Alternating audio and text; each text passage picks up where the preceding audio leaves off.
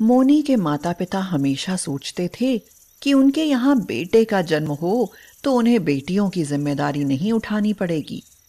लेकिन जब मोनिका का जन्म हुआ तो वे बहुत निराश हो गए। पहली संतान ही लड़की हुई है, हमारी किस्मत ही खराब है।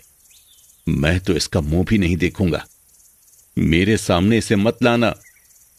भगवान ही हमसे रूठे हुए हैं, नहीं तो पहले बेटा ही दे देते। मेरी सहेली नीता और मोहिनी के यहाँ तो पहले पहले बेटे का ही जन्म हुआ था। वे कितनी भाग्यशाली हैं। अब तो इंतजार ही करना पड़ेगा। अगली बार देखो, कहीं फिर लड़की हो गई तो तब तो हम कहीं के नहीं रहेंगे। लेकिन होनी को कौन टाल सकता है। किस्मत में जो होता है वही होता रहता है, उसे कोई नहीं रोक सकता। अगली बार फिर उनके यहाँ बेटी हुई तो उनके घर जैसे सन्नाटा छा गया। मधु तो बाकायदा रोने लगी, जैसे उसके यहाँ कोई शोक हो गया हो, कोई मर गया हो। महेश भी मातम मनाता रहा। पूरे दिन उसने कुछ भी नहीं खाया पिया। हे भगवान, ये कैसी सजा दे रहे हो? क्या हम बेटे का मुंह नहीं देख पाएंगे? दो लड़कियां छाती पर मूंग दलने आ गईं। अरे ये तो पराया धन है। सब धन संपदा बटोर कर अपने घर चली जाएंगी। इससे हमारा वंश थोड़ी ही चलेगा। वे दोनों अपनी लड़कियों से अच्छा व्यवहार नहीं करते थे। उनके मन में जो घुटन थी वह अपनी लड़कियों पर उतारते थे। जरा जरा सी बात पर बेमतलब ही दोनों लड़कियों की खूब पिटाई होती। उनको ढंग से खाने पीने को भी नहीं मिलता था और नासमझ उम्र में ही वे उनसे काम भी करवाने लगे थे। आखिर उनके यहाँ अब की बार बेटे का जन्म हुआ तो मधु और महेश दोनों खुशी से झूम उठे। उन्होंने अपने बेटे का नाम प्रिंस रखा और उसे प्रिंस की तरह ही पालने लगे। दोनों लड़कियां सोनी और मोनी अपने भाई को खूब खिलाती पिलाती थीं और उसकी सेवा करती थीं। लेकिन उनके साथ उनके माता पिता खूब भेदभाव करते थे। मम्मी, मुझे भी दे दो आम। भैया कितना बड़ा आम खा रहा है। पहले प्रिंस को खा लेने दो, वह छोटा है। जब उसका पेट भर जाए और छोड़ दे तब ले लेना। इतना हम नहीं ला सकते कि तुम दोनों के भी पेट भरवा सकें। हाँ। कभी कभी सोनी मचल जाती। मम्मी, थोड़ा सा दूध मुझे भी दे दो। इतनी महंगाई में 50 रुपए लीटर का दूध हम तुझे नहीं पिला सकते। हमारी इतनी सामर्थ्य नहीं है। पर भैया तो पी रहा है। क्या मेरा मन नहीं करता है अच्छी चीजें खाने को? दूध के साथ बिस्किट खाने को मेरा मन भी करता है। तो वो लड़का नहीं है क्या? वो बड़ा होकर हमारी सेवा करेगा। तुम तो अपनी ससुराल चली जाओगी। वो कमा कर लाएगा, तुम बटोर कर ले जाओगी। यह बातें सोनी और मोनी को बहुत बुरी लगती थी। वे विरोध करके कहती, नहीं, हम ऐसा नहीं करेंगे। हम भी यहीं रहेंगे। अगर भैया तुमको कमाकर खिलाएगा तो हम भी तुमको कमाकर खिलाएंगे।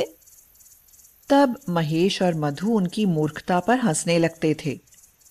प्रिंस के लिए कपड़े अच्छे आते थे, जबकि सोनी और मोनी के लिए फुटपाथ पर से सबसे घटिया कपड़े आते, जिनसे केवल शरीर ढका जा सकता था। उनमें कोई सुंदरता नहीं होती थी, वह तो भद्दे लगते थे। प्रिंस के लिए कितने अच्छे अच्छे कपड़े आते हैं।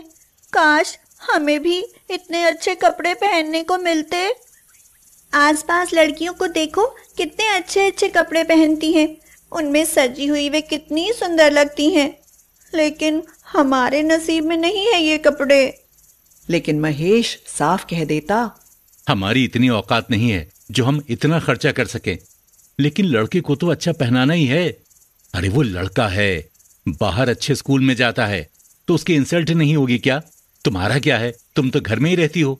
सोनी और मोनी आपस में कहती, कोई बात नहीं, वह हमारा छोटा भैया है। सोनी और मोनी जब बड़ी हुई तो उनका एडमिशन गांव के सरकारी स्कूल में करवा दिया गया। सोनी और मोनी का हमें खर्च नहीं करना पड़ेगा।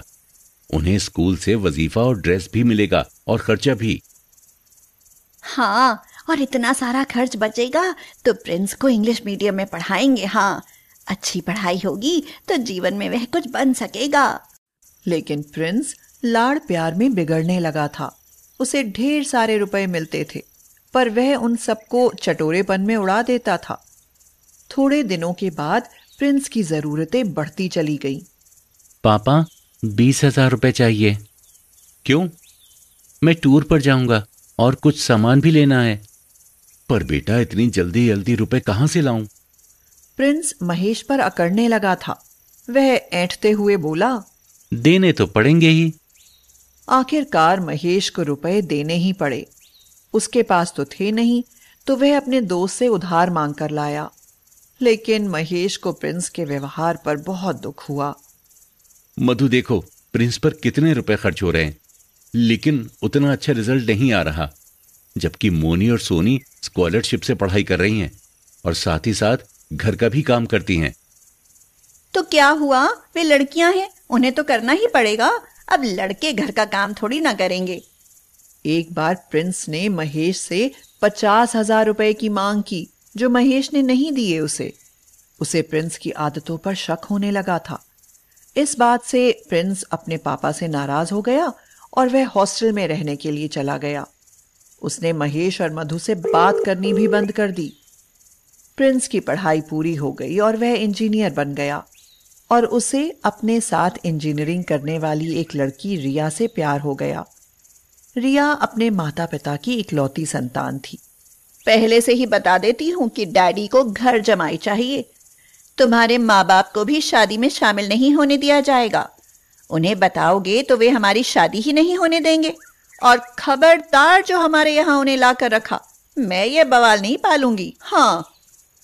प्रिंस ने रिया से शादी कर ली और अपने ससुराल में ही रहने लगा। अब मधु और महेश बिना बेटे के रह गए। पिताजी, मेरा सिलेक्शन हो गया बैंक मैनेजर की पोस्ट के लिए। अरे वाह, ये तुमने कब फॉर्म भरा था? पिताजी, आपको तो टाइम ही नहीं मिलता जो मेरी कोई एक्टिविटी देखें आप। और सोनी, उसने भी तो किसी में अप्लाई किया था। हाँ, थोड़े दिन बाद उसका भी रिजल्ट आ जाएगा। कुछ दिनों के बाद मोनी को भी फूड इंस्पेक्टर के पोस्ट पर सिलेक्शन हो गया। हाँ, हम बहुत बड़ी गलती कर रहे थे।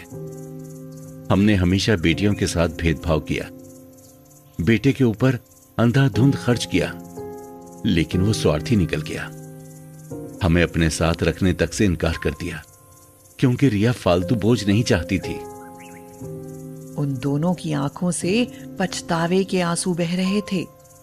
यह देखकर मोनी और सोनी दोनों उनके पास आकर बोली, पर हम आपको रखेंगे। चल हट, बड़ी आई अपने साथ रखने वाली। मेरे मम्मी पापा हैं, मैं अपने मम्मी पापा को अपने पास रखूंगी। हाँ।